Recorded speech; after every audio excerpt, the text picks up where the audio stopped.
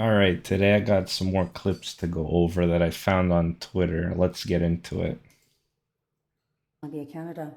Looks like Canada's got itself a new world order. Listen to what Kevin Bacon has to say. Of Canada being the nation that is helping to define and shape a new world order. Now listen to what his communist husband has to say about it. The world's changing, not gradually, but suddenly. Yes, some are still in denial. Rather than starting on this journey, they're waiting for the past to return.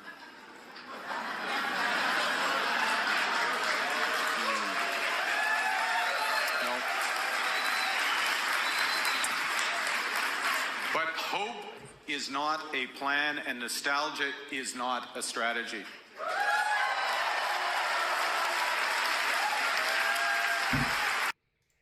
Right, kind of like how hope was your strategy and your plan for dealing with the tariff situation. Because when you were running, everything was a big issue. Oh, we have to negotiate for better tariffs.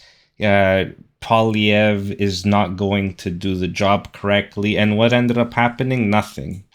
You come back to us months later after having done zero. You didn't even put effort into it, saying, "Oh, we already have the best deal with Kuzma. We don't need another deal. We have Kuzma. Good job, me." Kuzma has been in place way before you were even elected.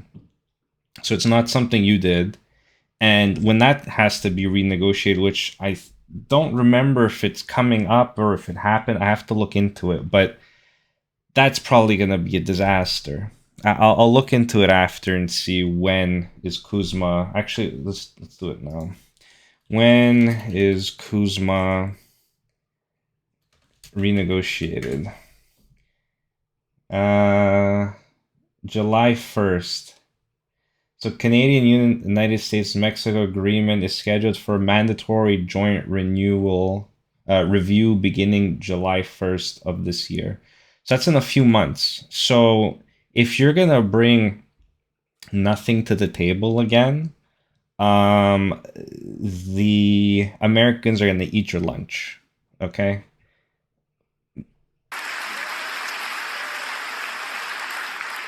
And if we stand still during this rupture, we will surrender our future to others.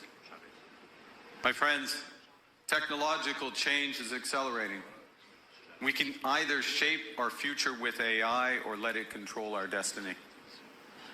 The foundations of the international order, the order which Canada helped build and from which we have benefited for so long, that order is crumbling.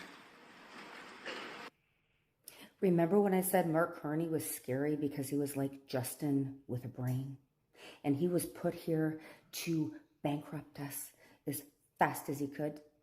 Yeah, so we're communists now. And all of that new world order stuff that all of us crazy people were talking about is here.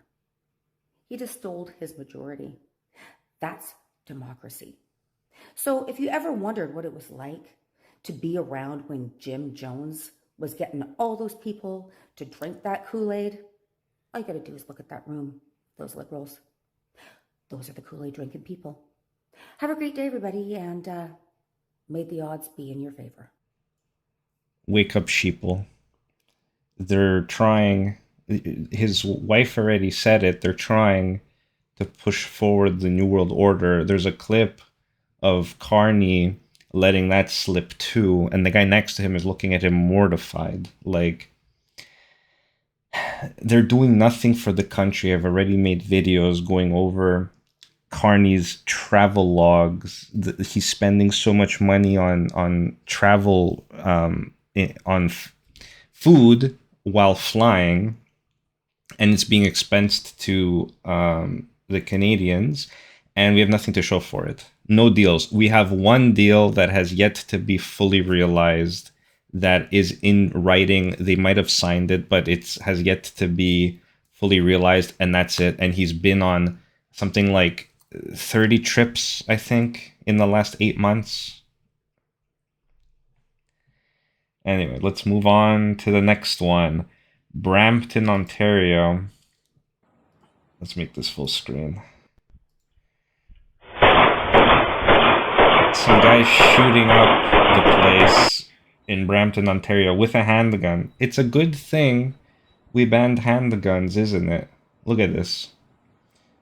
There's no way he could have gotten a gun if it was illegal, right? That gun is fairy tale pixie dust. It doesn't exist, right? Absolutely insane.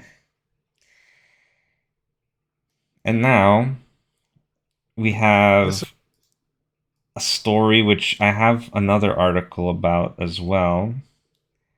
Somewhere here. Trudeau was caught with cheese pizza on his devices.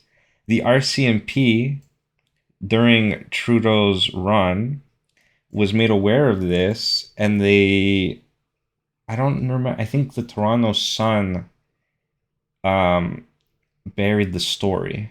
We'll listen to Mario explain the situation here. This is massive and breaking news. A lawsuit was just filed against the Toronto Star because they did not publish the fact that they were given information by an RCMP officer that Justin Trudeau was accessing child, I'm not going to say the word, but it rhymes with corn, online while he was the Prime Minister. The lawsuit was filed by a guy named Jeffrey Brown, and you might be thinking, oh, you know, this is just some sort of a wacko. This guy's a former criminal attorney. He made his lawsuit publicly available, and he included a Dropbox link to it. And as you can see the highlighted sections, he said, I met with a prominent Toronto Star investigative journalist named Robert Cribb to discuss a situation. And it said that he let me know that the Toronto Star had recently been told by the RCMP that Justin Trudeau was watching Kitty, I'll say corn, aka underage, you know what it is, on his devices. He explained that the RCMP knew this because it was one of their responsibilities to monitor.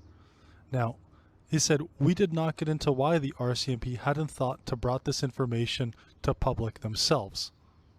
He says, I contend that the Star had an obligation to provide this information to the Canadian public sometime between the date they received from the RCMP and the date that his time in office came to an end. Through this lens, the 2-year limitation period commences from outside that edge date.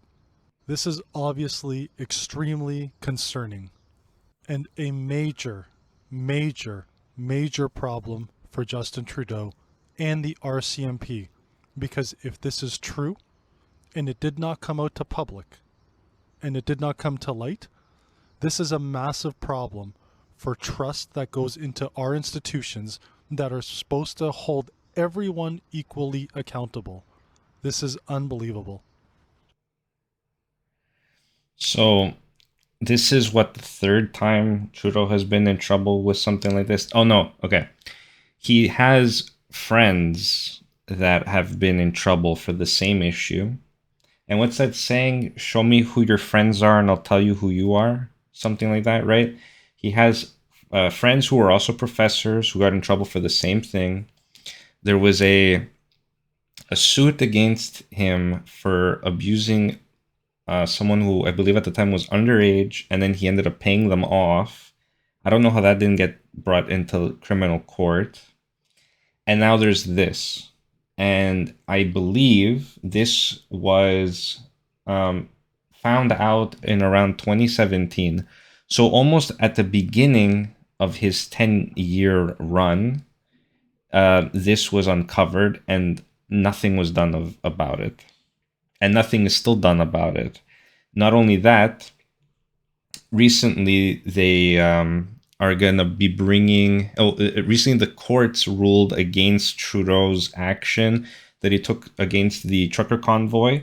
And I believe Carney is considering appealing it again for the second or third time. So In South Korea, what happened is their prime minister or president, I don't remember what kind of system they have, but their leader had done a similar thing to what happened here with the convoy, and the courts ruled that it was unconstitutional, and their leader was thrown in prison. Here, our leader is at Coachella with a backwards cap and jeans looking like a toddler, enjoying his day with Katy Perry. I don't really care that, they're together. He could have been there by himself. Doesn't change the fact that he should be seeing legal repercussions for what's happened, not enjoying himself at the moment. But this, alas, is the world that we live in. Next story, we have people being crazy again, as always. So apparently the driver of this car is rushing to go to his pregnant wife, and you have protesters on what looks like to be the highway just sitting there, not letting him pass.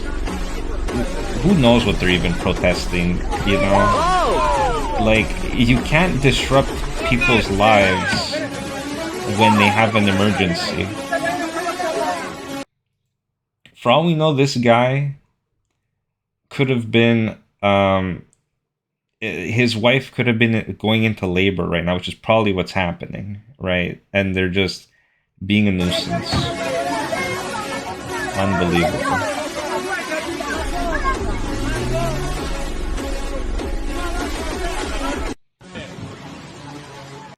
Yeah, it's sad to see this is what the world has come to.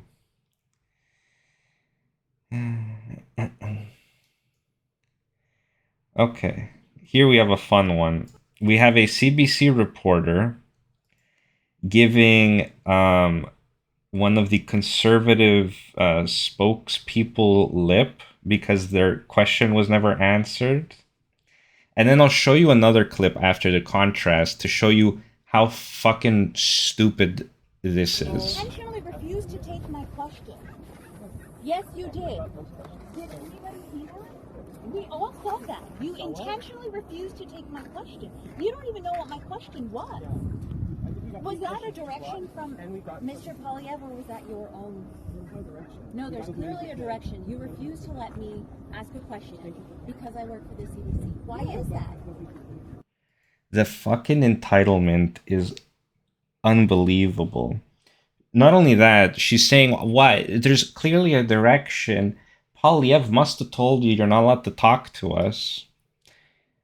Okay, let's move on to look at the contrast. This is Chris Dentremont, who crossed the floor. He was conservative, now he's liberal.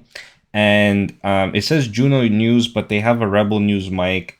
Either way, these are not mainstream media. These are independent outlets.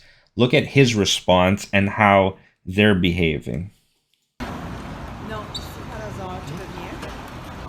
Have you been just ignoring them? That feel that you misrepresented them?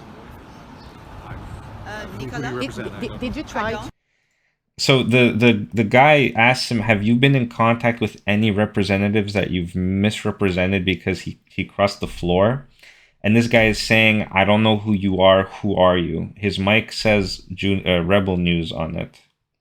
Either way, he has a microphone. He's with a news outlet. He's asking you a question. Your response is, I don't know who you are. Okay, let's keep going. Talk with your constituent after you decided to cross the floor. Have you personally? Just getting ignored. Have you personally? Okay, hold on. Have you I'm not personally? harassing. You are an MP. You are elected. You need to be held accountable of your act. You crossed the floor. So he is walking away and saying, you are harassing me. And then you go back to this clip and the entitlement by the mainstream media because they didn't get their question answered or they didn't get to ask a question is fucking insane. This is what the world has come to in Canada. Let's see, what was this story? Okay, well, here, there's not much to read about, but at least I'm trying to be unbiased. I can recognize when something is being done that's good, right? I agree that we should ban social media from anyone who's under a certain age. Here they want to ban it for people that are below the age of 16. This is good. This is a W for Canadians. Now, I wish we can do this with a lot of other things, like they're trying to make maids available for people as young as 12. I'm not okay with that. But, you know, this at least is a step in the right direction. I think social media is a poison, especially for young people, because they live online. They don't develop proper social skills. They compare themselves to the Kardashians, to all of these other influencers, socialite people, and they're never happy with what they got. It's a problem. It's a problem. Not to mention the comments, right? A lot of people can't handle mean comments, negative comments. They freak out. So W here. This is good. Oh, right. Okay. Here we have a story. I'm not 100% with table salt on this, but let's watch the clip and then I'll give my take. So this guy is at the Liberal convention, I think in Montreal, and he's saying that people should pay a penalty if they're trying to leave the country. 300 grand a year, right? All I have to do is show up at the border, apply for a TN visa, right? And I get this 3-year, like no questions asked, it costs $30. And now I move to Microsoft. We as Canadians have subsidized my education to the tune of, you pick the number, $500,000, right? 500,000. And if it's a graduate student, go up, right? 30,000 TN go to the US every year. You want to save yourself? Yeah, because the US is just a better place to get work. The wages here suck anyway. Keep going. $5 to $10 billion, shut the TN program. And then keep them in, or make them pay their. Okay, $10 billion gets taken out of this program and then mismanaged somewhere else, like the temporary foreign worker visas. Okay, keep going. $500 million, so that if they leave, I'm okay with that. You want to go to the US? Give me back my money. Like my dad, my mom, you all work every day to offer them their education. So we need both sides. We need to fight on one side to make sure that we bring the very best talent of the world, because they all want to come here now. It's absolutely wonderful. But you can't have this sieve on the other side. You can't let 5 billion or 10 billion a year of your hard-earned cash so that Microsoft can get smarter. Okay, so I agree with him to a point. If you're taking a loan from the Canadian government and then once you're done schooling, you vanish and you go become an employee in a different country, I don't think that's fair, but I'm assuming those people are paying the loan. If this is a grant, like free money given to them, absolutely not. We should not be giving people free money, right? What is this? They should have a loan. And the people that are coming here with this, whatever visa they're talking about, should know ahead of time how it works, right? So he's saying that, did he say it yet? I think he did. He's saying that they should be forced to pay $500,000 if they leave as like an exit payment. I don't think they should be forced to pay something. This should just go away. Why are we giving foreigners money to go to school here? They should be paying us to come to school here. Or taking out a loan, and then if they take a loan, they should be allowed to work wherever they want as long as they repay the loan, right? So I'm okay with that. Let's stop giving people free money to come to school that are not citizens. It's ridiculous.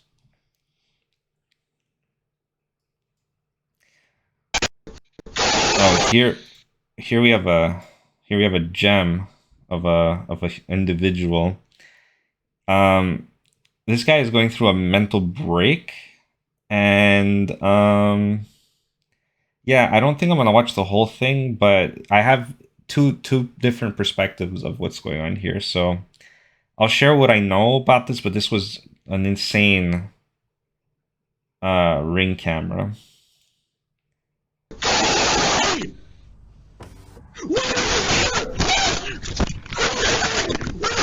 Hello? Hi there, can you open this door, please? For what?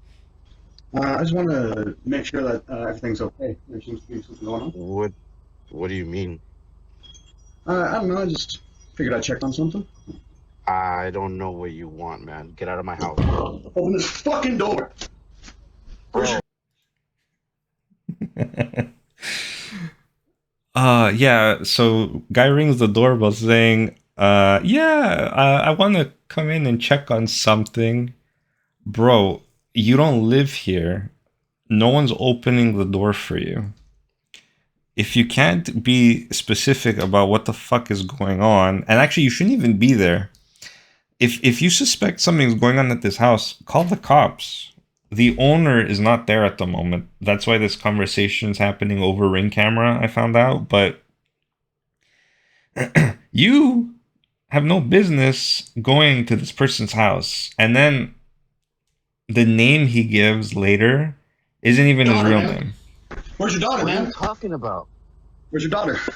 Who's in there with you? Bro, if you don't open leave... this fucking door. Open this door, I'm breaking it fucking down. You understand me? Leave my house. You don't... Are you okay? Is everyone in this house okay? What? Everyone's okay. What do you want?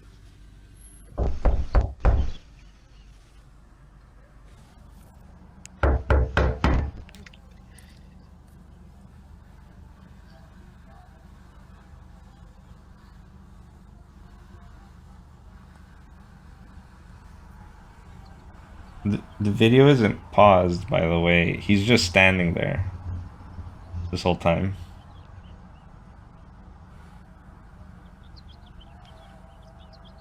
Can you leave my house, please? Can you open the door, please? You have nothing to do with my house. Can you leave my house? You know what my name is? I don't know who you are. You don't belong to this neighborhood. That's for sure. This is my neighborhood, though. Yeah. Yeah, you own the whole neighborhood, pal. Someone's off their fucking meds. We need to bring back the asylums. Bring them back. Make them legal again. This is crazy. I live there. I don't know you. My name is Harry Dresden, motherfucker. Harry Dresden. Harry Dresden, I found out, is a book character. He's a detective mystery fantasy novel detective by author Jim Butcher. So this guy clearly is going through something psychotic, psychosomatic, psycho whatever. Open the door. This is my neighborhood. Open the fucking door.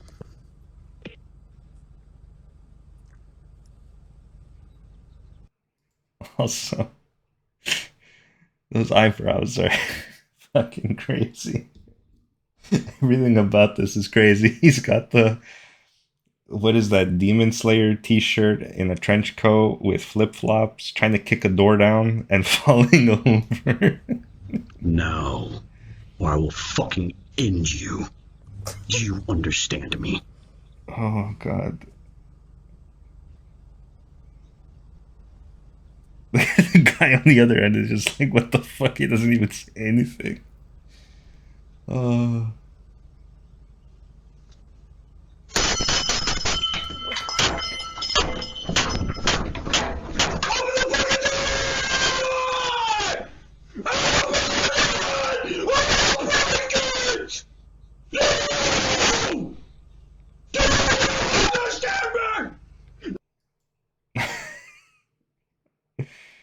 right. Well, he eventually makes it into the house.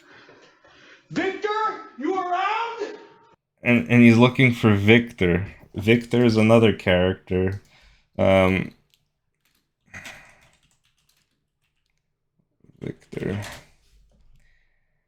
Victor sells a character from Henry Dresden. I guess he's like an antagonist. So this guy is looking for the bad guy from this book series that doesn't exist.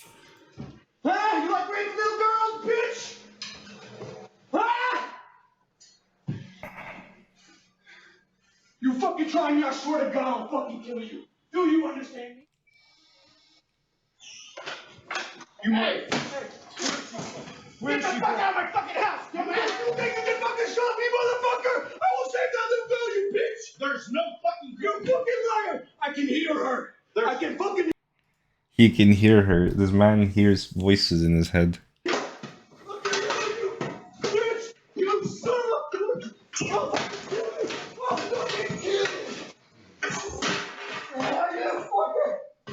Man, hurry the fuck up, because I'm gonna drag his ass out. I'm telling you. Who are you talking to, bitch? Who are you talking to, bro? In the fuck, stand on the fucking ground. Who the fuck do you think you are? My name is Henry Dresden. Get the fuck out of my house. Why do I hear screaming? There's no one up there. Get the fuck out of my third room, bro. Walk the fuck out. What's the third room? Walk the fuck out. I'm telling you, I'm giving you a chance right now, man. What's the third room, bro? I'm giving you a fucking chance. Get the fuck out of my house. What's the third room, bro? I'm telling you, get the fuck out of my house. Please. Just answer the question. Get the fuck out of my house. Answer the question, please. There's no one in there. There's 3 rooms, man. I don't know who you are. You better get the street at 1797 Co-op Drive. I don't know who you're talking about, man. Why do I hear screaming? Are you military? Yes. Okay. Can you help me out? I doubt he's actually military. Not only is this guy psychotic, he's also got stolen valor on his rap sheet. There's no way this guy's military, but okay, let's move on. Okay, yes. I understand what you're going through right now. Yes. Can you step outside? Yes, sir. Thank you. Will. Thank you for asking. There's something going on. Thank you for asking. He only told you to get out 20 times. On this street, bro. Bro, everything's fine. Please step outside. Okay. Well, sit there. Sit on the ground, please. Yes, sir. Okay? How you doing today, sir? Don't move. Move. Don't move. Sir, come here. Come on, man. Sir, come here. Okay. Yeah, it's over now, bro. How you doing? There's a little girl trapped in this house. Can you go check her, please? Okay. You got gloves? Fairfield Police, is anybody inside? Let's just clear it. Fairfield Police Department.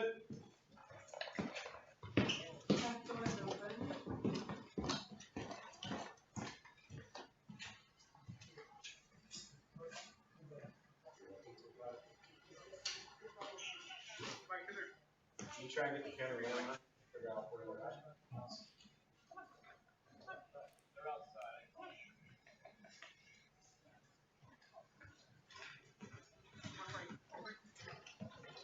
They said they were not inside. Fairfield Police Department.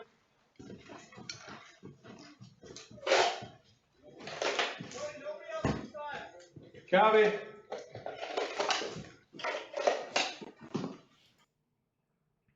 So, public service announcement. Take your meds, kids, if you're medicated, because what the fuck? This guy just freaked out this homeowner. He wasn't home, breaks into his house to save someone who isn't there. There's no one screaming. He's just hearing things. Everything's made up. The name that he gives him is fake. The person he's looking for doesn't exist. They're all from books. Yeah. And then we'll end it off with a video from Newsom's wife. Honestly, this lady is probably doing more harm than good for Newsom's campaign, which is hard to say since he already has so many losing policies, ideas, and so much fraud going on in California. But this is just the shit-flavored icing on the shit-flavored cake, in my opinion, is the stuff that his wife has been saying. It's great. Boys, we all know, I think, or increasingly are realizing that boys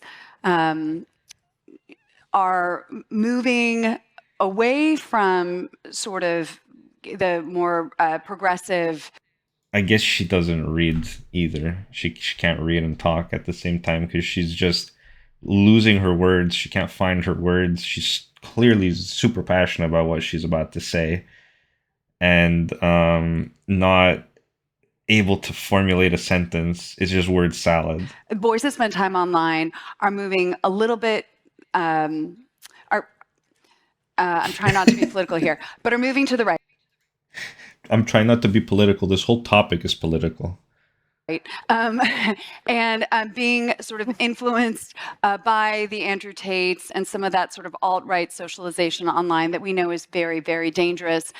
My husband and I were alarmed when our kids were watching sports online, and my son knew about Andrew Tate and thought he was pretty cool, and thought that his Republican grandfather, who's not a Trumper, but a fiscal conservative, thought that my father would like Andrew Tate. So that's scary.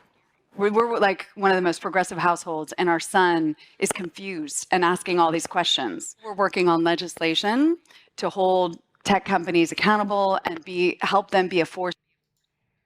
Isn't your whole progressive thing about diversity, equity, and inclusion? Shouldn't you be happy that your household's diverse and you have your kids that are growing up with Republican conservative values similar to your father?